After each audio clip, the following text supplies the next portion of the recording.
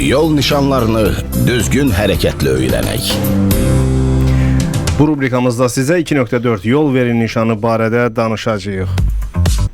Yol nişanlarını öyrədən rubrikanı Azparking təqdim edir. 2.4 yol verin nişanı sürücülərin kəsişən yolla 7.13 lövhəciyi olduqda isə istiqaməti bu lövhəcikdə göstərilən baş yolla yaxınlaşan nəqliyyat vasitələrinə onların hərəkət istiqamətinə asılı olmayaraq yol verməli olduqlarını bildirir. 2.4 nişanı 2.1 və ya 2.3.1, 2.3.2, 2.3.3 nişanlarının köməyi ilə baş yol hesab olunan, habelə 5.1 nişanı ilə avtomagistral kimi işarələnən yollara giriş yerlərinin bilavasitə qarşısında quraşdırılmalıdır. Belə yollara giriş yerində sürətlənmə zolağı nəzərdə tutulmuşdursa, 2.4 nişanı bu sürətlənmə zolağının başlanğıcında quraşdırılır. Baş yolun istiqamətinin dəyişdiyi yol ayrıclarında, habelə mürəkkəb plana malik yol ayrıclarında 2.4 nişanı baş yolun istiqamətini bildirən 7.13 lövhəciyi ilə birgə tətbiq olunmalıdır.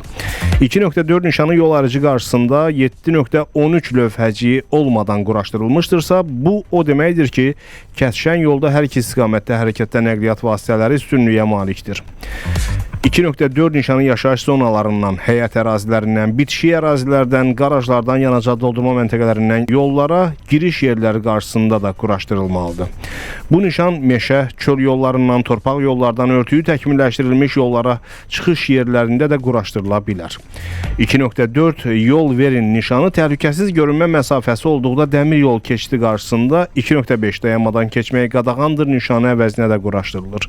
Yaşayış məntəqələrindən kənar, örtüyü təkmilləşdirilmiş yollarda 2.4 nişanı yol ayrıcından 150-300 metr məsafədə 7.1.1 lövhəci ilə qabaqcadan da quraşdırılmalıdır ki, sürücülər yol ayrıcına qədər zəruri tədbirlər görsünlər, yəni yol vermək üçün dayanmağa hazır olsunlar. Yol nişanlarını öyrədən rubrikanı Azparking təqdim etdi. Hörmətli sürücülər, məhdudiyyətli şəxslər üçün ayrılan parklanma yerlərində yalnız əlilliyi olan şəxs tanınma nişanı ilə nişanlanmış nəqliyyat vasitələri dura bilər. Azparking mobil tətbiqində onlar üçün nəzərdə tutulan yerlər göy rənglə göstərilir.